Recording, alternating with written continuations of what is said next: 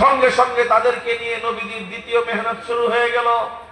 হযরত আরকাম ইবনে আবিল আরকাম রাদিয়াল্লাহু তাআলা আনহু তার বাড়ি দারে আরকামে আল্লাহর নবী মাদ্রাসা কায়েম করলেন। যারা ঈমান কবুল করে তাদেরকে তিনি সেখানে শিক্ষা দান করেন। সেই শিক্ষা দান করাটা এত সহজ ছিল না। মক্কার সকল অন্যায় অত্যাচারীদের, মক্কার সকল জালিম রক্ত পিপাসুদের চোখ ফাঁকি দিয়ে সেখানে নিয়ে এক একজনকে সংগোপনে দ্বীনের শিক্ষা দিতে হতো।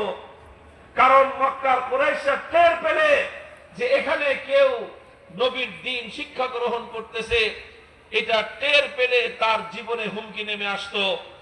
রাসূল আকরাম সাল্লাল্লাহু আলাইহি ওয়াসাল্লাম দিনের বেলা দাওয়াতের কাজ করতেন, রাতের অন্ধকারে সেই দারে আরকামের মধ্যে বসে সাহাবীদেরকে দ্বীনের তালিম দিতেন। এইভাবে দ্বীন তালিম এবং দ্বীনের তাবলীগ একসঙ্গে চলতে থেকেছে। সেখানে মানুষ ইসলাম কবুল করেছে। যাদের ঈমানের ব্যাপারে মক্কার অত্যাচারীরা অবগত হতে পেরেছে, তাদের উপর নেমে এসেছে ভয়াবহ জুলুম এবং নির্যাতন, স্টিমরোলার।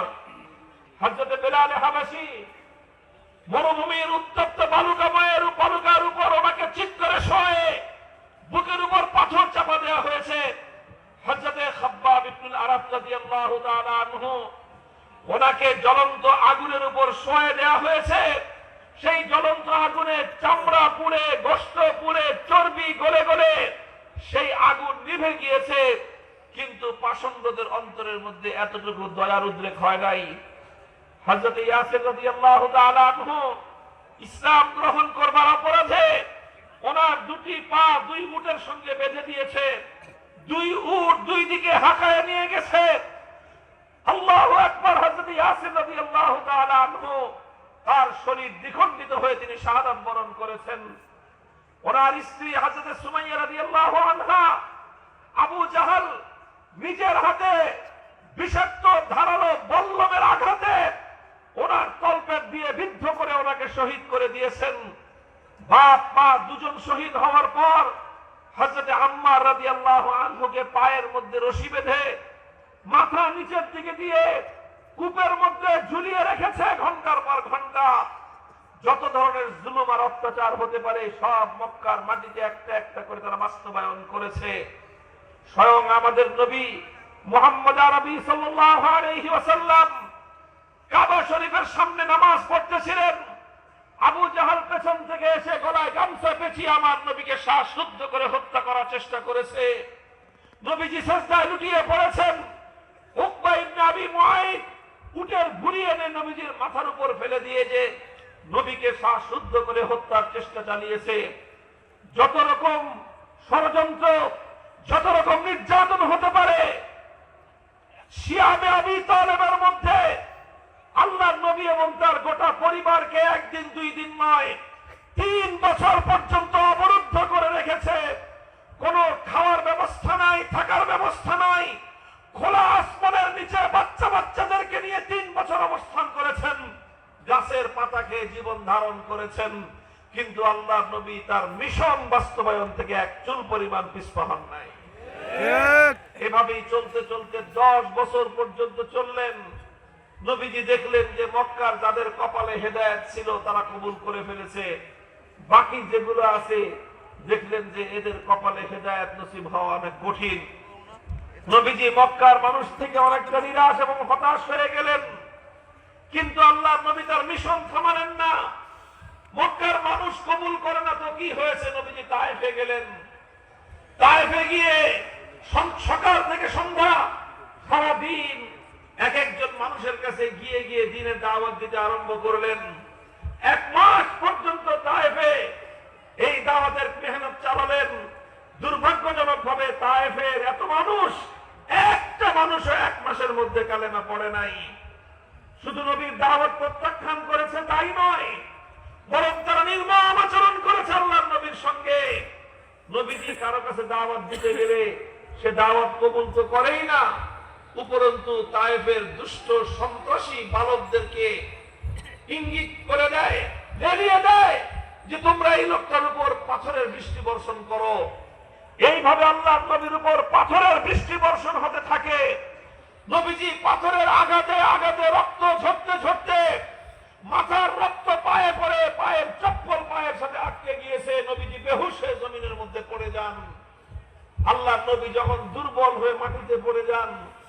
তখন কিছু বয়স্ক লোক এসে নবীজির দুই হাত ধরে দাঁড় করায় দেয়, বলে আপনি চলে যান চলে যান।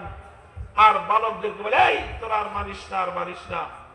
এই কথা বলে যখনই আমার নবী দুই কদম সামনে আগান, এই লোকগুলো আবার ওই দুষ্ট সন্ত্রাসীদেরকে উস্কানি দেয় যে আবার মার আবার মার। তারা আবার পাথরের বৃষ্টি বর্ষণ করে। এইভাবে একসঙ্গে একই সঙ্গে নবীর উপর পাথরের বৃষ্টি বর্ষণ করা হয়েছে, রক্ত রঞ্জিত করা হয়েছে, আবার সে রক্তের সঙ্গে উপহাস করা হয়েছে। যেমনটা আমাদের শাপলা চত্বরে আমাদের নবী প্রেমিক তাওহীদি জনতার বুকগুলোকে বুলেটের আঘাতে ঝাঁঝরা করা হয়েছে। আমার ভাইদের লাশগুলো বাংলাদেশ ব্যাংকের সামনে শাপলা চত্বরের সামনে পড়েছিল। আমাদেরকে হত্যা করে আমার জাতীয় সংসদে দাঁড়িয়ে আমার ভাইয়ের শাহাদাতের রক্তের সঙ্গে উপহাস করে বলা হয়েছে সেখানে নাকি আমাদের শহীদরা মুখে রং মেখে শুয়েছিল। ঠিক একই কায়দায় সেই তায়েফে আল্লাহর নবীর রক্ত ঝরানো হয়েছে, আবার সে রক্তের সঙ্গে উপহাস করা হয়েছে। আমার নবী সব সহ্য করেছেন, কিন্তু আল্লাহর দ্বীনের পথ থেকে একচুল পরিমাণ বিচ্যুত হননি। 1 মাস পরে আল্লাহর নবী মক্কায় ফিরে আসলেন। নবীজি হতাশ হলেন যে তায়েফেও হলো না, মক্কাতেও হলো না। আমি জিজ্ঞাসা করতে চাই আপনাদের কাছে, আপনারা বলুন তো দেখি, আল্লাহর পয়গম্বর এর পরে কি নিজের দাওয়াতের মিশন বন্ধ করে দিয়েছিলেন? নিজের পথ চলা আল্লাহ নবী থমকে গিয়েছিল? না, থমকে যায় নাই। এরপরে আসলো হজের মৌসুম। হজের মৌসুমে বিভিন্ন এলাকা থেকে লোকজন আসে হজ করতে। নবীজি তাদের পিছনে পিছনে ছুটতে আরম্ভ করলেন। মিনার ময়দানে আকাবার মাঠে নবীজির সঙ্গে 6 জন ব্যক্তির সাক্ষাৎ, যাদের বাড়ি হলো ইয়াসরিব। ইয়াসরিব হলো মদিনার পুরানো নাম। 6 জন ব্যক্তি আল্লাহর নবীর সঙ্গে পরিচয় হলো। নবীজি তাদের কাছে তাওহীদের দাওয়াত পেশ করার সাথে সাথে একসঙ্গে 6 জন মানুষ কালেমা পড়ে ইসলাম কবুল করলেন। মক্কার মানুষ কালেমা কবুল করে না। তায়েফে 1 মাস মেহনত করার পরে রক্ত দিয়ে একটা মানুষকে কালেমা পড়াতে পারেন নাই। আল্লাহ পাক রব্বুল আলামিন তার বিনিময় এবং বদলা দিলেন কি, যে মেঘ না চাইতে বৃষ্টি। নবীজি দাওয়াত দেওয়ার সাথে সাথে ইয়াসরিবের 6 জন মানুষ কালেমা পড়ে মুসলমান হয়ে গেল। সুবহানাল্লাহ। তারা ইয়াসরিবে ফিরে গেলেন, মদিনায় ফিরে গেলেন। গিয়ে তারা নিজেরা আরো মানুষ তৈরি করলেন। পরের বছর তারা আবার আসলেন। এবার 6 জন নয়, এবার আসলেন 12 জন। নবীর হাতে হাত রেখে তারা শপথ নিলেন, ইয়া রাসূলুল্লাহ, আপনার এই আদর্শ এটাই আমাদের আদর্শ, আপনার ধর্ম এটাই আমাদের ধর্ম, আপনার মিশন আমাদের মিশন, আপনার সংগ্রাম আমাদের সংগ্রাম, আপনার লড়াই আমাদের লড়াই। মক্কায় আপনার দ্বীন আপনি কায়েম করতে পারেন নাই, হে নবী আসুন মদিনায়, মদিনার মাটিকে আমরা ইসলামের ঘাঁটি হিসেবে গড়ে তুলবো ইনশাআল্লাহ। নারে তাকবীর, আল্লাহু আকবার, নারে তাকবীর, আল্লাহু আকবার। দিয়েছি তো রক্ত, আরো দিব রক্ত, রক্তের বন্যায় ভেসে যাবে অন্যায়। জালিম শাহীর কালো হাত ভেঙে দাও, ঘুরিয়ে দাও, জালিমের আস্তানা ভেঙে দাও, ঘুরিয়ে দাও। মুহতারাম হাজিরিন, দ্বিতীয় বছর 12 জন, এর পরের বছর আসলো 70 জন। মদিনা ইসলামের অনুকূল পরিবেশ কায়েম হয়ে গেল। 70 জন এসে নবীর হাতে হাত রেখে শপথ নিলেন, বায়াত হলো, বায়াতে আকাবায়ে সানিয়া হলো। তারা বললেন, ইয়া রাসূলুল্লাহ, এবার আমরা 1 জন 2 জন নয়, 70 জনের নুরানি কাফেলা পবিত্র মদিনার মাটিতে আল্লাহর দ্বীনকে জিন্দা করার জন্য আমরা প্রস্তুত। কাজে আপনি মদিনায় চলে আসুন, আমরা আপনার সঙ্গে থেকে আপনার সামনে পিছনে ডানে বামে চতুর্দিক থেকে আমরা আপনাকে সহযোগিতা করব। মক্কায় আপনি পারেন নাই, আপনি মদিনায় আসুন, মদিনার মাটি ইসলামের জন্য ইনশাআল্লাহ উর্বর হবে। রাসূল আকরাম সাল্লাল্লাহু আলাইহি ওয়াসাল্লাম 3 মাসের মাথায় রবিউল আউয়ালে হিজরত করলেন। মদিনায় গিয়ে 3 জাতি, মুসলিম, ইহুদি, মুশরিক, পৌত্তলিক, মূর্তি পূজারী, তাদের মধ্যে একটা শান্তি চুক্তি করলেন। কেউ কারো উপরে জুলুম করবে না, কেউ কারো উপরে হামলা চালাবে না। কেউ কারোর সাথে গাদ্দারি করবে না, এইরকম শান্তি চুক্তি করলেন। ইতিহাসে যে চুক্তিকে বলা হয় মদিনা সনদ। মদিনা সনদ হলো আল্লাহ রাসূল সাল্লাল্লাহু আলাইহি ওয়াসাল্লাম দেখলেন যে একটা নিরাপদ পরিবেশ পাওয়া গিয়েছে, সেখানে মসজিদ নির্মাণ করলেন, মসজিদে নববী। এই মসজিদে এখন আর কেউ নামাজ পড়লে গলায় গামছা পেঁচায় শ্বাসরোধ করতে হত্যা করতে চায় না। এখানে কেউ আল্লাহর দরবারে সিজদা করলে কেউ মাথায় উটের ভরিয়ে নিক্ষেপ করে না। এখানে কেউ কালেমা পড়লে তার বুকের উপর পাথর চাপা দেওয়া হয় না।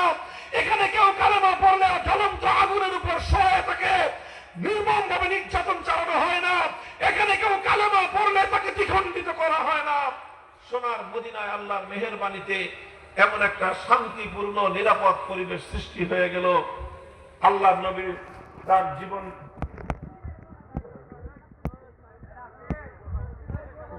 আল্লাহর নবী তার জীবন চলার পথ বন্ধ করে দেন।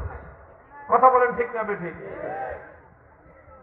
নবীজি দেখলেন যে আলহামদুলিল্লাহ মদিনায় অনুকূল পরিবেশ পাওয়া গিয়েছে, একটা নিরাপদ জায়গা পাওয়া গিয়েছে, ইসলামের শক্তি বাড়তেছে, মুসলমানদের সংখ্যা বাড়তেছে।